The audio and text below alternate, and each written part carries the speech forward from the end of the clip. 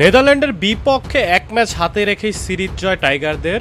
এর মাধ্যমে শ্রীলঙ্কা পাকিস্তানের পর এবার নেদারল্যান্ডকে হারিয়ে টানা 3 সিরিজ জয়ের স্ট্রিকে আছে বাংলাদেশ, যা রীতিমতো সত্যি কথা অসাধারণ।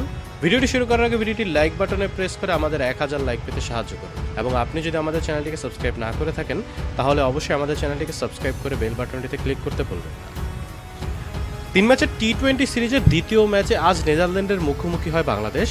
প্রথম ম্যাচে জিতে ইতিমধ্যেই সিরিজে এগিয়ে আছে 1-0 বাংলাদেশ।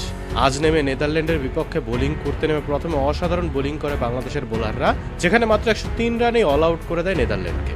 তারপর দ্বিতীয় ইনিংসে ব্যাটিং করতে বাংলাদেশ নামে 104 রানের লক্ষ্যে, যে লক্ষ্যে ব্যাটিং করতে নেমে বাংলাদেশ পারভেজ হোসেন ইমনের উইকেট হারালেও তানজিদ হাসান তামিম এবং লিটন কুমার দাস মিলে ম্যাচটি শেষ করে বের হন।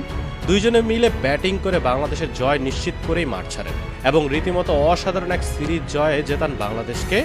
উল্লেখ্য যে প্রথম টি-20তে অসাধারণ এক হাফ সেঞ্চুরি করে বাংলাদেশকে ম্যাচ জিতিয়েছিল লিটন। আজ জয়ের নায়ক হয়েছেন তানজিদ হাসান তামিম। তিনি আজ অসাধারণ এক হাফ সেঞ্চুরি করে আজ বাংলাদেশকে ম্যাচটি জিতিয়েছেন। আগামী ম্যাচে নেদারল্যান্ডকে হারাতে পারলেই হোয়াইট ওয়াশ হবে নেদারল্যান্ড। দেখা যাক তৃতীয় টি-20 ম্যাচে কি করতে পারে বাংলাদেশ। তো বন্ধুরা, আপনাদের কি মনে হয় বাংলাদেশ কি পারবে নেদারল্যান্ডকে হোয়াইট ওয়াশ করতে? আপনাদের মতামত অবশ্যই ভিডিও নিচে কমেন্ট বক্সে লিখে জানাতে ভুলবেন না, এবং ভিডিওটি ভালো লাগলে অবশ্যই লাইক, শেয়ার এবং চ্যানেলটিকে সাবস্ক্রাইব করবেন।